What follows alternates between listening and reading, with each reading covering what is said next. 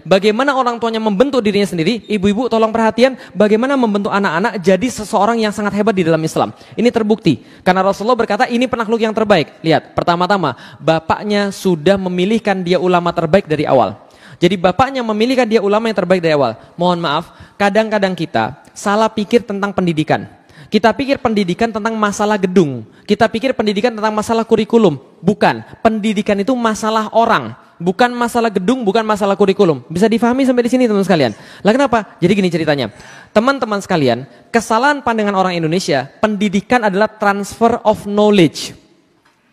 Kalau pendidikan hanya transfer of knowledge, maka Google tahu lebih banyak daripada semua guru Anda. Teman-teman sekalian.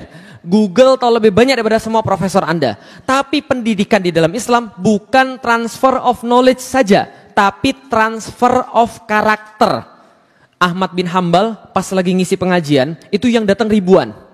Yang bawa catatan itu cuma 100 orang di depan saja yang bawa catatan. Tapi yang lain nggak bawa catatan sama sekali. Cuma datang, duduk, melihat Ahmad bin Hambal. Belajar apa? Belajar adab. Ulama-ulama berkata, ada orang yang belajar adab 40 tahun. Belajar ilmu cuma 4 tahun.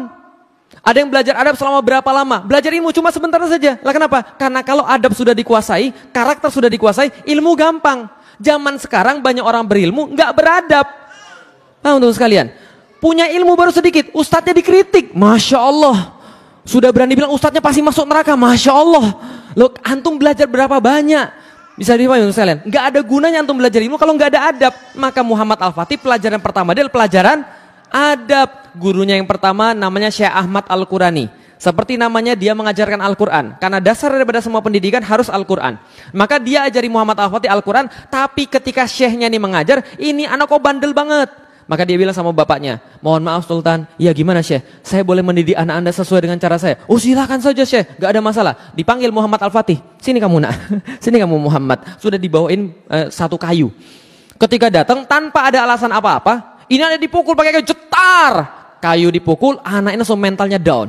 Mentalnya down semenjak saat itu dia langsung hormat pada gurunya. Paham teman sekalian? Dia langsung hormat pada gurunya. Hasilnya 8 tahun khatam Al-Quran. Hafal Al-Quran, hafiz 8 tahun. Itu karena dipukul gurunya. Ketika sudah gede Al-Fatih bilang, gara-gara pukulan itu saya jadi sayang sekarang. Kalau Syekh Ahmad gak pernah mukul saya, mungkin saya gak jadi seperti sekarang. Paham ya? Jadi kalau guru yang benar, pukulannya aja bisa buat antum hafal Al-Quran. Saya karomah pukulannya saja itu. Lah karena kalau guru yang benar, zaman now gitu kan ya, ada anak dipukul sama kemudian gurunya, balik ke rumah lapor bapaknya lapor Komnas HAM, paham sekalian.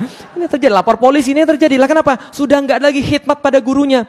Zaman dulu saya tuh takut banget sama guru saya. Lah itu mana khidmat namanya? Karena kenapa? Ingat baik-baik, kemarin saya sudah bilang, ilmu enggak datang daripada Anda yang cari. Ilmu itu Allah yang memberi, dan Allah memberi ilmu bisa jadi karena gurunya ridho.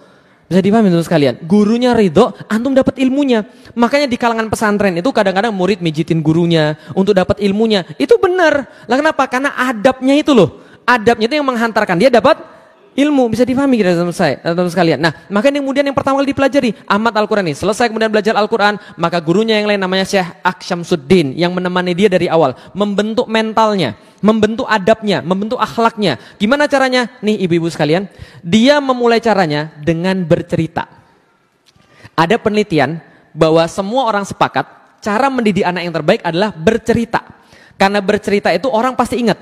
Nah maka diceritakanlah kepada Muhammad Al-Fatih kecil ini semua cerita-cerita yang berguna. Aksyamsuddin ini jenius sejarah, jenius bahasa, jenius tanaman-tanaman obat, jenius astronomi, dan jenius-jenius yang lain juga. Dia polimat, dia jenius dalam berbagai macam perkara. Zaman sekarang multi talenta.